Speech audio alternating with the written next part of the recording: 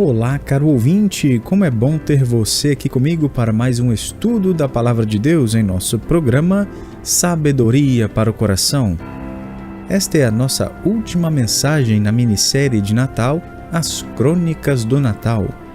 E o título da nossa meditação é O Leão é um Cordeiro. Retornamos hoje a algumas das verdades mais profundas da narrativa do Natal em sua versão completa. Esta é a nossa última mensagem de Natal na minissérie As Crônicas do Natal, que usa como ponto de partida as verdades bíblicas transmitidas pelo escritor C.S. Lewis em sua famosa obra As Crônicas de Nárnia. Até agora vimos a canção do filho do imperador, isto é, a música criativa do grande leão Aslan, que é o filho do imperador além do mar. A canção que Aslan entoa no momento da criação do mundo de Nárnia é uma figura da narrativa da criação do universo efetuada pela Palavra de Deus por meio da agência do Filho, Jesus Cristo. Conforme lemos em Colossenses 1,16, nele todas as coisas foram criadas. Todavia, o tentador entrou nessa criação nova e inocente. O autor C.S. Lewis ilustra a tentação com a cena do menino Edmundo recebendo a oferta de um reino futuro, no qual se tornaria o príncipe da feiticeira branca e posteriormente o rei de Nárnia. A tentação do menino Edmundo vem na forma de uma caixa de manjares turcos, os manjares mais deliciosos que ele já tinha provado. Enquanto se deleita naquelas iguarias, ele promete à feiticeira branca que lhe entregará seu irmão e suas irmãs, sem saber que sua traição custará sua própria vida pelas mãos da feiticeira. Ele parece não se preocupar com o seu futuro, desde que receba os manjares turcos que tanto deseja. Por fim, as 4 crianças, Pedro, Lucy, Susan e Edmundo, passam pelo guarda-roupas mágico e entram juntos lá naquele mundo de Nárnia. Edmundo escapa e conta à feiticeira que todos chegaram e onde ela pode encontrá-los. Esse ato é o ápice do orgulho e uma terrível traição.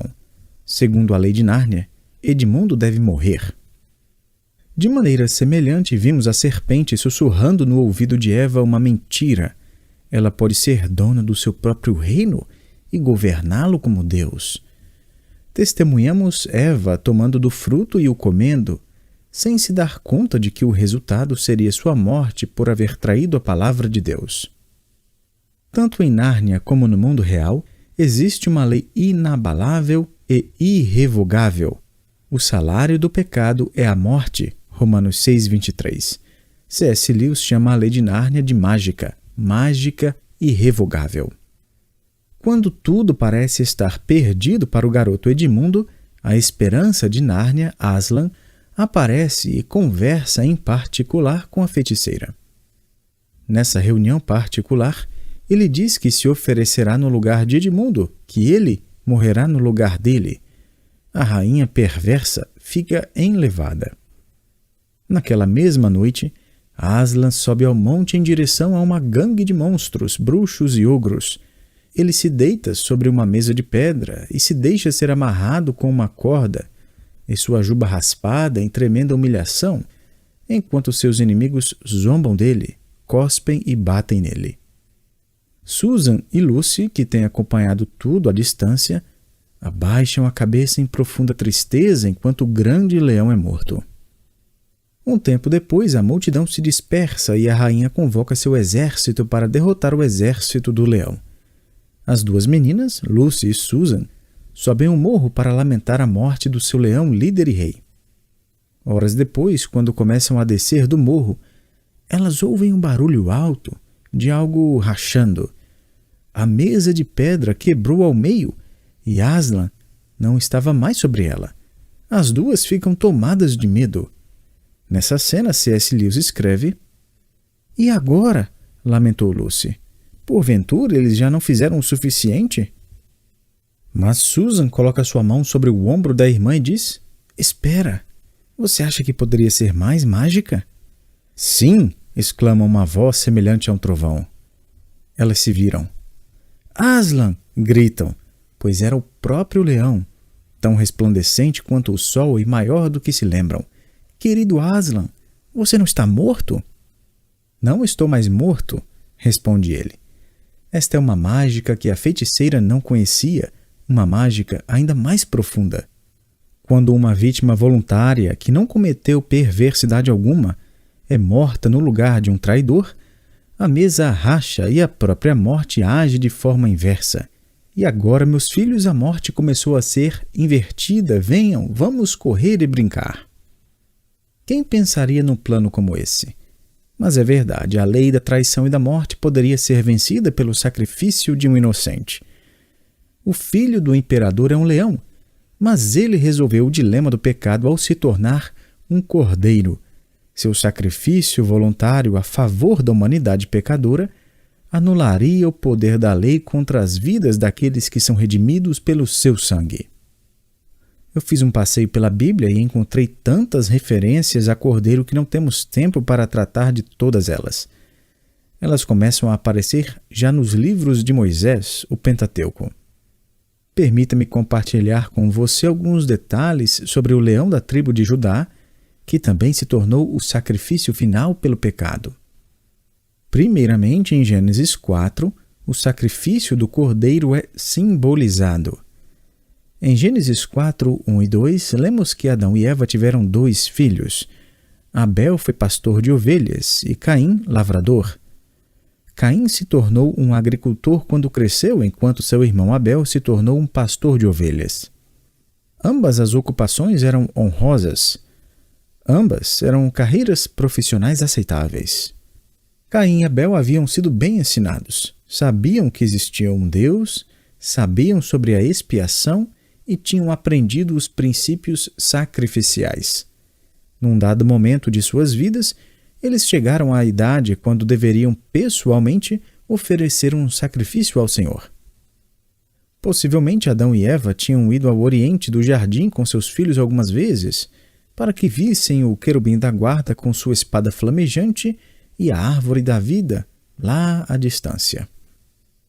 Apesar de o registro de Moisés não fornecer detalhes a esse respeito, é evidente que Caim e Abel não tinham a liberdade para decidir como se aproximariam de Deus. Eles tinham sido ensinados sobre a tentação da serpente, o fruto roubado e a roupa de pele dos animais sacrificados. Caim tentou se aproximar de Deus com uma oferta de frutas e legumes. Preste bastante atenção no seguinte: Caim não era ateu. Ele estava ciente do que fazia, ele era religioso, tinha interesse em se aproximar de Deus. No entanto, exigiu o direito de se aproximar de Deus do seu próprio jeito, sem derramamento de sangue e sem sacrifício de uma vida. Ele quis se aproximar com algo que representava a obra de suas mãos. Abel, por outro lado, se aproximou de Deus pela fé, Hebreus 11:4, e ofereceu um animal do seu rebanho. A oferta de Caim simboliza religião, a oferta de Abel simboliza redenção. Meu amigo, o mundo está dividido em 2 grupos até hoje. Aqueles que esperam encontrar seu próprio caminho a Deus, conforme Caim, e aqueles que encontram o caminho do Calvário até Deus, conforme Abel. O caminho de Caim é uma trilha fabricada pelas mãos humanas. O caminho do Calvário é uma trilha fabricada pelas mãos de Deus somente. Dessa maneira, os 2 primeiros descendentes de Adão e Eva representam, até agora, o caminho que leva ao inferno e o caminho que leva ao céu. Em Gênesis 4, o sacrifício do cordeiro ilustra o único jeito de se aproximar de um Deus santo e justo. Em segundo lugar, em Gênesis 22, a promessa do cordeiro é profetizada. Esse é aquele ocorrido quando Deus prova a fé de Abraão na promessa do Messias por meio do seu filho Isaque. Lemos em Gênesis 22, versos 1 e 2. Depois dessas coisas, pôs Deus Abraão à prova e lhe disse: Abraão. Este lhe respondeu: Eis-me aqui. Acrescentou Deus: Toma teu filho, teu único filho, Isaque, a quem amas, e vai-te à terra de Moriá. Oferece-o ali em holocausto, sobre um dos montes que eu te mostrarei. Deus mandou Abraão sacrificar o seu próprio filho Isaque no monte Moriá. A palavra Moriá significa previsto por Deus. Tudo isso foi planejado pelo Senhor. Deus havia prometido um filho a Abraão e, por meio desse filho, a linhagem que traria o Messias ao mundo. E imagine só como ficou o coração de Abraão quando ouviu a ordem de Deus. Ele deve ter pensado: Isaque? Mas por que ele? Olha, eu posso oferecer Ismael, vou colocá-lo no altar. Mas não. Ismael representava a velha vida de Abraão. Deus queria aquilo que representava o futuro de Abraão. A verdade é que eu e você temos pouca dificuldade em oferecer a Deus coisas do passado. Dizemos: Senhor, abro mão de todos os meus pecados do passado, mas meu futuro, o Senhor quer que eu abra mão de tudo agora? Deus não quer apenas nosso passado pecaminoso, meu irmão, Ele deseja nosso presente e o nosso futuro também. Continue em Gênesis 22, versos 7 e 8. Isaque disse a Abraão, seu pai: Meu pai. Respondeu Abraão: Eis-me aqui, meu filho. Perguntou-lhe Isaque: Eis o fogo e a lenha, mas onde está o cordeiro para o holocausto? Respondeu Abraão: Deus proverá para si, meu filho, o cordeiro para o holocausto. E seguiam ambos juntos. Deus providenciará o cordeiro. Mas, quando continuamos a leitura, percebemos que não existe cordeiro nenhum em lugar nenhum. Isaque sobe no altar e Abraão ergue o braço com a faca para finalizar o sacrifício. Então lemos em Gênesis 22, do 11 ao 14: Mas do céu lhe bradou o anjo do Senhor: Abraão, Abraão! Respondeu ele: Eis-me aqui. Então lhe disse: Não estendas a mão sobre o rapaz e nada lhe faças, pois agora sei que temes a Deus, porquanto não me negaste o filho, o teu único filho. Tendo Abraão erguido os olhos, viu atrás de si um carneiro preso pelos chifres entre os arbustos. Tomou Abraão o carneiro e o ofereceu em holocausto, em lugar de seu filho. E pôs Abraão por nome àquele lugar: O Senhor proverá. Daí dizer-se até ao dia de hoje: No monte do Senhor se proverá. Perceba que a última sentença está ainda no tempo futuro: O Senhor proverá. Não houve cordeiro nessa ocasião, mas um carneiro. O cordeiro ainda virá. O Monte Moriá não passa de um cume de alguns morros. Foi ali onde Salomão construiu o templo, o qual acabou sendo destruído. A poucos metros do Moriá, onde Isaque foi sacrificado, uma cidade seria edificada: Jerusalém. Na época de Jesus Cristo, esse morro não era mais conhecido como Moriá, mas havia recebido um apelido em aramaico por causa do seu formato. Seu nome agora era Gólgota, porque se assemelhava a uma caveira. Deus proverá o cordeiro, Abraão profetizou. É importante destacar que o local onde Isaque foi sacrificado como um tipo de Cristo, onde esse filho amado foi oferecido voluntariamente como oferta queimada pelo pecado, esse é o local onde Jesus Cristo seria crucificado. A declaração profética de Abraão de fato se concretizaria: Deus proverá o cordeiro. Portanto, em Gênesis 4, o pagamento do cordeiro é ilustrado, e em Gênesis 22, a promessa é profetizada. Em terceiro lugar, lá em Êxodo 12, a ilustração fica mais vívida quando a proteção do cordeiro se torna algo pessoal. Em Êxodo 12, encontramos vida e morte. Os israelitas são escravos no Egito, mas Deus está a caminho para libertá-los. Ele salvará somente aqueles que tiverem a assinatura do Cordeiro nos umbrais e verga das portas de suas casas. Somente esses lares permanecerão intocados pela morte. Cada família precisa decidir. Não era suficiente apenas ser um israelita ao invés de egípcio. A proteção do cordeiro precisava se tornar algo pessoal. Então, meu querido, a pergunta para você hoje é: quando o Evangelho de Cristo se tornou pessoal para você? Nessa semana passada, ouvi o testemunho de um rapaz que veio a Cristo recentemente em nossa igreja. Ele tinha ouvido o nosso programa de rádio e assim encontrou nossa igreja. O rapaz havia frequentado uma igreja quando garoto, mas a igreja sumiu de cena após o divórcio dos pais. Alguns amigos lhe disseram que ele deveria procurar uma igreja boa, mas ele não sabia nem por onde começar. Até que ouviu nosso programa. Ele veio, estacionou seu carro, mas daí ficou relutando se entraria ou não. Depois de um momento de hesitação, foi embora.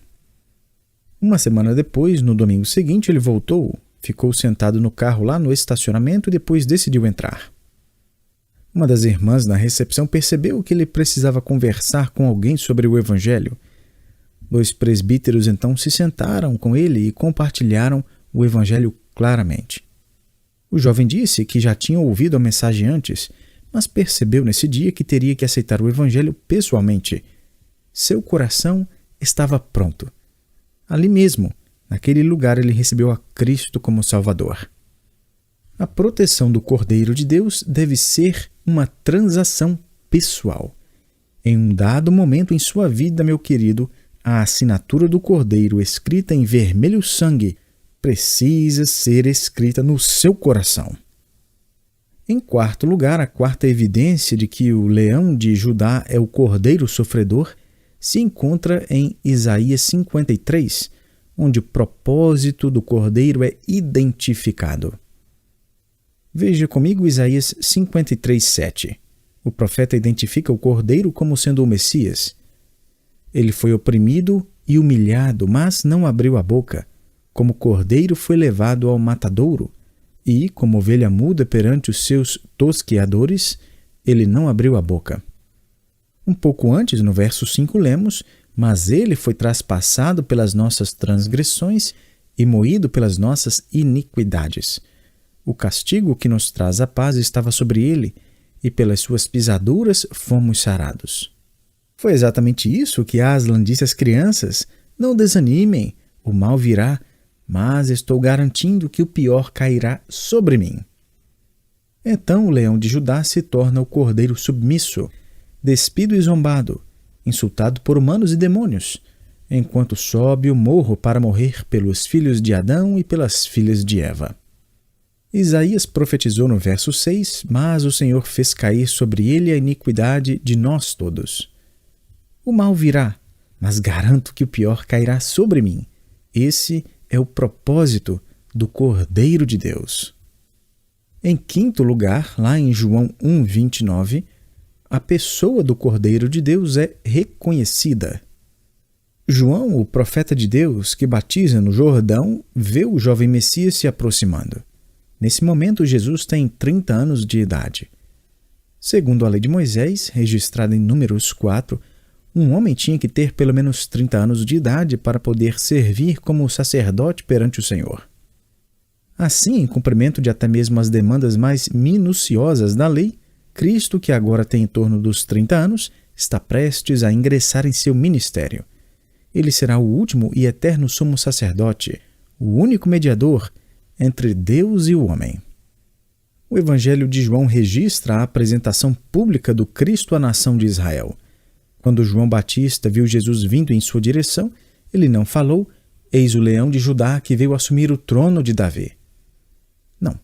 Ele disse em João 1:29, eis o Cordeiro de Deus que tira o pecado do mundo.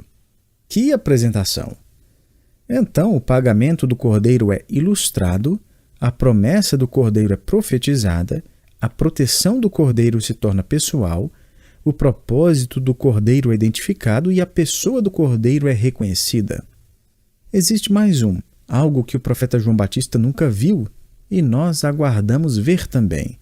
Em sexto lugar, em Apocalipse 5, o poder do Cordeiro é exaltado. Agora outro João, o apóstolo João, tem a honra de fazer um passeio pelo céu e contemplar o futuro da terra. Em Apocalipse 5, ele chora porque ninguém é encontrado digno de abrir o livro e seus selos. Em outras palavras, ninguém é digno, capaz e poderoso o suficiente para controlar os eventos futuros do universo, os selos de poder e horror. Ninguém é digno disso. No entanto, um dos anciãos diz ao apóstolo João em Apocalipse 5:5, não chores, eis que o leão da tribo de Judá, a raiz de Davi, venceu para abrir o livro e os seus 7 selos. Ninguém é poderoso para abrir o livro e controlar o destino das nações. Todavia, quando João olha, ele vê um cordeiro, não um leão. O cordeiro está de pé, porém carrega as marcas de que foi morto. Essa talvez seja uma referência às feridas nas mãos, pés e lado de Jesus, as quais ele reteve até mesmo em seu corpo glorificado. O poder do Cordeiro ressurreto é exaltado. Em 7º e último lugar, a preeminência do Cordeiro é glorificada. Ainda em Apocalipse 5, agora nos versos 11 a 14, o céu inteiro, os seres viventes, os anciãos e as miríades de anjos todos se prostram diante do Cordeiro. Conforme João escreve, centenas de milhões de anjos cantam juntos o seu louvor ao Cordeiro. Apocalipse 5, 12 e 13 nos diz qual é a letra de sua canção. Eles proclamavam em grande voz: digno é o Cordeiro que foi morto de receber o poder e riqueza e sabedoria e força e honra e glória e louvor. Então ouvi que toda criatura que há no céu e sobre a terra, debaixo da terra e sobre o mar, e tudo o que neles há, estava dizendo: àquele que está assentado no trono e ao Cordeiro seja o louvor e a honra e a glória e o domínio pelos séculos dos séculos. Continue no verso 14. E os 4 seres viventes respondiam: Amém. Também os anciãos prostraram-se e adoraram. Eles continuam dizendo: Amém, Amém e Amém. Do livro de Gênesis até os profetas apóstolos e o último livro de Apocalipse, a mensagem, meu querido, é clara. Como um cordão escarlate, o sacrifício do nosso Redentor é tecido no decorrer do plano de Deus que se desenrola. Vimos que o pagamento do Cordeiro é ilustrado, a promessa do Cordeiro é profetizada, a proteção do Cordeiro se torna pessoal, o propósito do Cordeiro é identificado, a pessoa do Cordeiro é reconhecida, o poder do Cordeiro é magnificado e a preeminência do Cordeiro é exaltada. Acho interessante que no último capítulo do último livro da Bíblia encontramos o Senhor Jesus assentado lá no trono. O apóstolo João escreve: Então me mostrou o rio da água da vida, brilhante como cristal, que sai do trono de Deus e do Cordeiro.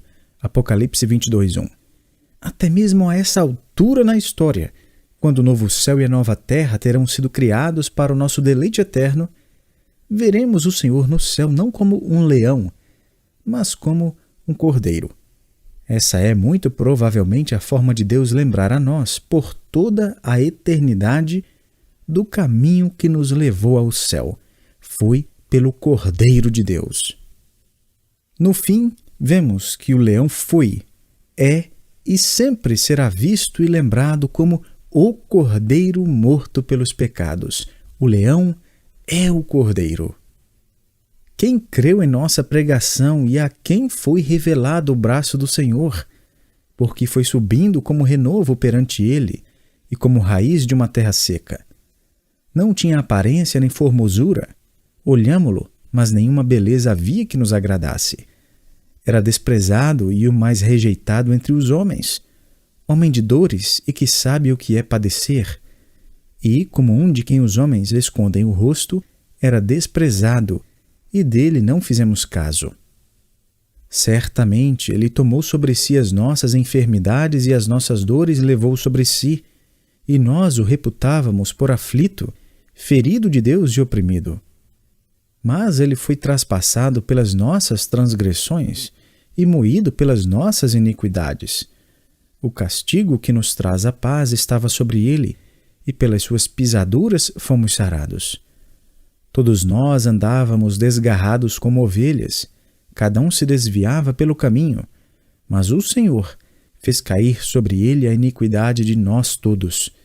Ele foi oprimido e humilhado, mas não abriu a boca, como cordeiro foi levado ao matadouro, E, como ovelha muda perante os seus tosqueadores, ele não abriu a boca. Designaram-lhe a sepultura com os perversos, mas com o rico esteve na sua morte, posto que nunca fez injustiça, nem dolo algum se achou em sua boca. Todavia ao Senhor agradou moê-lo, fazendo-o enfermar. Quando der ele a sua alma como oferta pelo pecado, verá a sua posteridade e prolongará os seus dias, e a vontade do Senhor prosperará nas suas mãos. Ele verá o fruto do penoso trabalho de sua alma e ficará satisfeito. Por isso eu lhe darei muitos como a sua parte, e com os poderosos repartirá ele o despojo, porquanto derramou a sua alma na morte. Foi contado com os transgressores. Contudo, levou sobre si o pecado de muitos, e pelos transgressores intercedeu. Meu querido, foi uma alegria ter você comigo para essa minissérie de Natal. Rogamos que o Senhor derrame muitas bênçãos sobre sua vida e que este seja um Natal especial refletindo sobre o nascimento, morte e ressurreição do Senhor Jesus Cristo. Que Deus o abençoe e até o nosso próximo encontro.